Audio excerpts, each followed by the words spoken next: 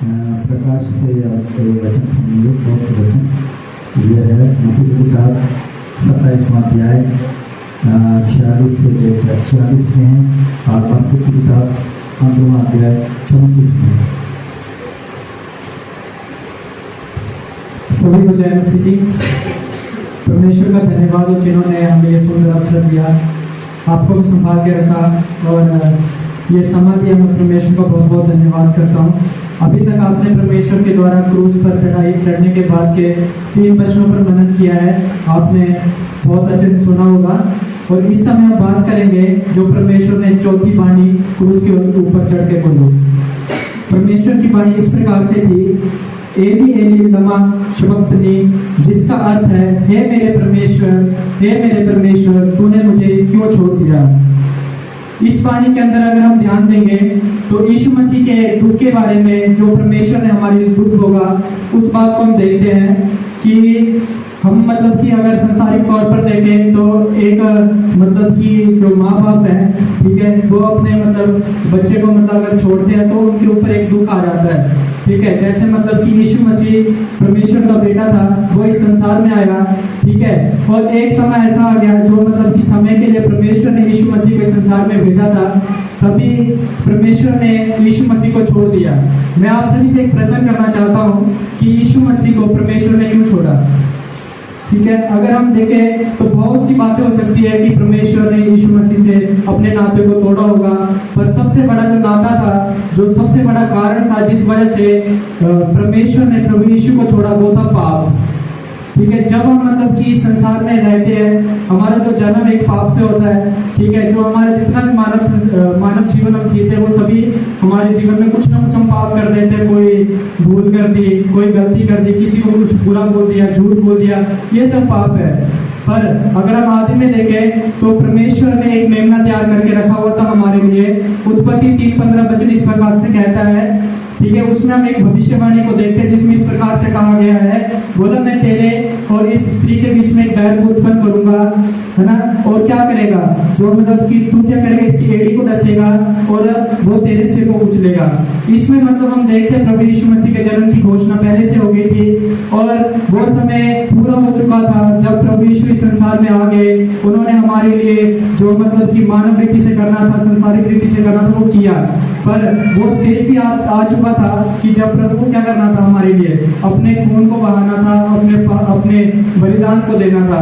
उस टाइम में प्रभु यीशु ने क्या किया, जितने भी हम लोग हैं हमारे गुनाहों को क्या किया, अपने ऊपर लिया, ताकि जब प्रभु यीशु हमारे गुनाहों को अपने ऊपर ले, जब जो हमने पाप किया अपने ऊपर ले, तो क्या करे, हम एक बड़े छुटकारे को पा सके, ठीक है। और यही कारण था जब प्रभु यीशु मसीह ने हम सबका पाप अपने ऊपर लिया, तो एक क्षण के लिए जो परमेश्वर के साथ प्रभु यीशु का नाता था वो टूट गया। तभी मतलब कि एक बड़े शोक के साथ, एक व्याकुल भाव से प्रभु यीशु इस प्रकार से कहते हैं, हे पिता, हे परमेश्वर, तूने मुझे क्यों छोड़ दिया। ठीक है, मैं ज्यादा बात ना करते हुए आगे की तरफ बढ़ता हूँ कि आज हम यहाँ पे इकट्ठे हुए किस चीज को मनाने के लिए, गुड फ्राइडे को मनाने के लिए, है ना। जैसे मैडम ने भी आपको एक्सप्लेन किया, गुड फ्राइडे मतलब शुभ अच्छा शुक्रवार। पर हम मतलब कि यहाँ पे मतलब कि अपने आप को मतलब कि हम ऐसा कह सकते हैं गुड फ्राइडे, है ना।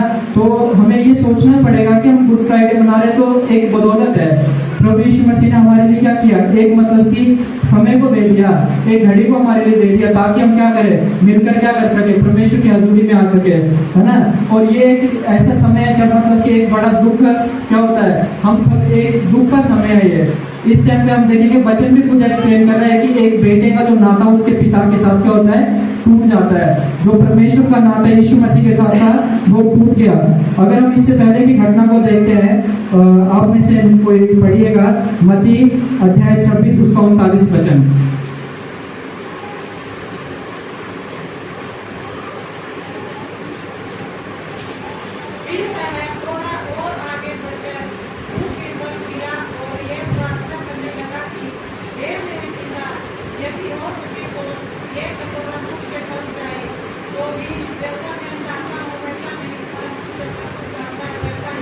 हालेलुया। बोलिए, ये वचन हमें बताता है कि जो मतलब कि कटोरा परमेश्वर प्रभु यीशु के लिए तैयार किया गया था, प्रभु यीशु जानता था कि जब मैं इस कटोरे को अपने ऊपर ले लूंगा तो क्या होगा, जो मेरा नाता मेरे पिता के साथ है, जो मेरा मतलब कि परमेश्वर मतलब कि मेरे साथ में रहता है, वो क्या होगा, मेरे से दूर हो जाएगा। पर तब भी मतलब कि प्रभु यीशु एक परमिशन ले रहा है कि हो सके तुझसे हो सकता है तो इस कटोरे को मुझसे दूर कर दे। पर आगे प्रभु यीशु कहते हैं, बोला कि मेरी नहीं वरन तेरी इच्छा पूरी हो। ठीक है, तो इससे हमें पता लगता है कि यीशु मसीह को पहले से पता था कि जब मैं इस कटोरे को, पाप के कटोरे को अपने ऊपर ले लूंगा, सारे दुनिया के पाप को अपने ऊपर ले लूंगा, तो मेरा नाता मेरे पिता से क्या होगा, टूट जाएगा। पर उसने इस बात को ध्यान दिया कि जब मैं अपने इस कटोरे को अपने ऊपर लेता हूँ, इन सभी के पापों को अपने ऊपर लेता हूँ, तो क्या होगा, ये सभी लोग क्या करेंगे, नाश होने से बच जाएंगे। और सबसे बड़ी इच्छा जो हम परमेश्वर की देखते हैं, वो परमेश्वर की इच्छा यही है कि कोई भी जन नाश ना बल्कि हर एक जन बचाया जाए। हालेलुया। तो इसमें प्रभु यीशु ने क्या किया, परमेश्वर की इच्छा को पूरा होने दिया। जब प्रभु यीशु ने मतलब इस प्रकार से कहा, तेरी इच्छा पूरी हो, तो परमेश्वर की जो इच्छा थी कोई भी नाश ना हो, उसे प्रभु यीशु ने क्या किया, पूरा किया। और हम भजन संहिता 22:2 में देखें तो इसमें मतलब कि दाऊद राजा के द्वारा प्रभु यीशु के साथ होने वाली भविष्यवाणी को कई साल पहले, कई शताब्दी पहले बोल दिया था। इसमें इस प्रकार से कहा गया है, हे मेरे परमेश्वर तूने मुझे क्यों छोड़ दिया। हालेलुया, है ना।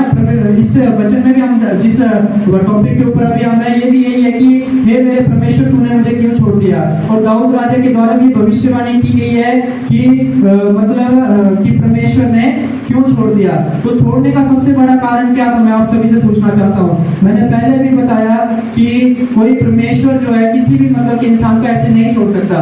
अगर मतलब हम देखें, प्रभु यीशु मसीह परमेश्वर का बेटा था, ठीक है, तो हम मतलब कि जब प्रभु यीशु पर विश्वास नहीं करते तो हम तब तक कि हमारा कोई भी रिश्ता परमेश्वर के साथ नहीं होता है। पर प्रभु परमेश्वर ने क्या किया, प्रभु यीशु मसीह को किसके लिए भेजा, हमारे लिए भेजा, ताकि हम लोग उनके ऊपर विश्वास करें और हम क्या करें, अपने गुनाहों से उद्धार पा सके।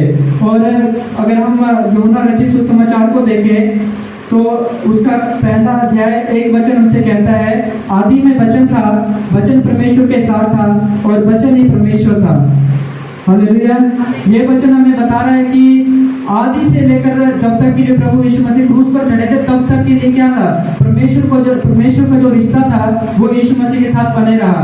पर जब मतलब कि हम इस वचन को सुनते हैं तब क्या होता है, जब प्रभु यीशु मसीह हम सबके पापों को अपने ऊपर ले लेता है तो क्या होता है, जो नाता था परमेश्वर के साथ, हमारा परमेश्वर के साथ यीशु मसीह का, वो एक क्षण के लिए टूट जाता है। तो तभी मतलब कि परमेश्वर क्या करता है, यीशु मसीह को कुछ क्षण के लिए त्याग देते हैं। और हम वचन की ओर ध्यान दें, हबक्कूक उसका पहला अध्याय 13वां वचन, तो हम देखेंगे 1 का 13 वचन इस प्रकार से कहता है, तेरी आंखें ऐसी शुद्ध है कि तू बुराई को देख नहीं सकता और उत्पात को देखकर चुप नहीं रहता। फिर तू विश्वासघातियों को क्यों देखता है और जब दुष्ट निर्दोष को निकल जाता है तब तू क्यों चुप रहता है। हालेलुया।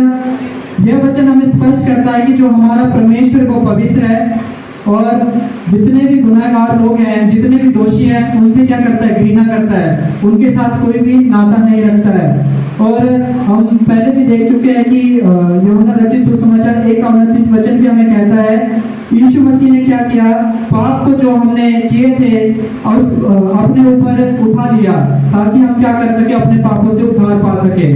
और यही वजह है जब हम हबक्कूक पहला अध्याय 13वें वचन में भी देखते हैं कि जो हमारा परमेश्वर पवित्र है और वो जो पापी उनके साथ कोई भी नाता नहीं रखता है। यही कारण था जब यीशु मसीह ने हम सब के गुनाहों को अपने ऊपर लिया, हम सब के पापों को अपने ऊपर उठा लिया, तो हमारे पापों के कारण जो यीशु मसीह का परमेश्वर के साथ नाता था वो टूट गया, ताकि क्या कर सके, जब हम यीशु मसीह पर विश्वास करके नाश होने से बचे।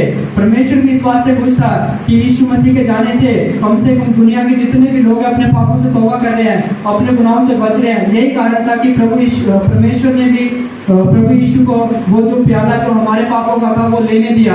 और प्रभु यीशु ने भी वो प्याला इसीलिए दिया क्योंकि इसमें परमेश्वर की इच्छा थी कि वो भी यही चाहते थे कि हम क्या करें, अपने गुनाहों से तौबा करें, अपने जो जीवन को नाश होने से बचा सके। आज हम सभी अपने आप को बहुत ज़्यादा सेफ फील करते हैं, ठीक है। बहुत से मतलब की बातों में हम क्या करते हैं, परमेश्वर को बोलते हैं कि परमेश्वर तूने हमें बचा लिया। हम कहीं पे भी जाते हैं, किसी भी मतलब की सफर में जाते हो तो हम मतलब बेडर होकर जाते हैं, निडर होकर, इस वजह से वो हमारा जो यीशु मसीह है उसने क्या किया हमारे लिए एक सुरक्षा के कवच के तौर पर हमारे लिए काम किया है। उसने हमें क्या किया है, हर एक प्रकार की जो बुराई थी उसे छुड़ाया हुआ है। ठीक है, जितने भी हम पाप करते थे उससे हमें क्या किया, छुटकारा दिया हुआ है। यही वजह है कि यीशु मसीह क्या करता है, हमारे लिए जान देकर क्या करता है, हमें हमारे पापों से छुड़ाता है। ठीक है, यहाँ पर जितने भी हम बैठे हुए हैं हम सबको ये सोच विचार करने की जरूरत है और हमें मतलब कि एक वादा आज परमेश्वर की हजूरी में करना है कि हमें क्या नहीं करना है, पाप नहीं करना है। हमें क्या करना है, अपने रिश्ते को परमेश्वर के साथ मजबूत करना है। हमें क्या करना है, अपने संसारिक जितनी भी इच्छाएं उनको मारना है, ताकि हम क्या करें, जब हम संसारिक इच्छाओं को मारे तो परमेश्वर के राज्य में हमारा प्रवेश होना आसान हो सके। क्योंकि जब तक हम इन दुनियावी बातों में रहेंगे तब तक कि जो हमारे प्रभु यीशु मसीह ने हमारे लहू बहाया उसकी कीमत को हम कभी नहीं जान सकते। जब हम इस बात को त्याग देते हैं, इस बात को हम छोड़ देते हैं, तभी क्या होता है, हमारा रिश्ता परमेश्वर के साथ बनेगा और जो यीशु मसीह ने हमारे लहू की कुर्बानी दी है उसको हम हमेशा हमेशा तक याद रखेंगे। मैं फिर से लास्ट बार इस वचन को रिपीट करूंगा कि जब मतलब कि हमारे पाप जब प्रभु यीशु मसीह के ऊपर लादे गए तभी वो जो परमेश्वर के साथ जो रिश्ता था वो खत्म हुआ। इसीलिए हम सभी को तय करना है, वाचा बांधनी है कि हमने पाप नहीं करना है और यीशु मसीह के साथ जैसे यीशु मसीह हमें चलने के लिए बोलते हैं वैसे हमें चलना है, ताकि परमेश्वर हमें अनंत जीवन दे, अनंत खुशियां दे। परमेश्वर इस वचन द्वारा आपको आशीष दे। आमीन।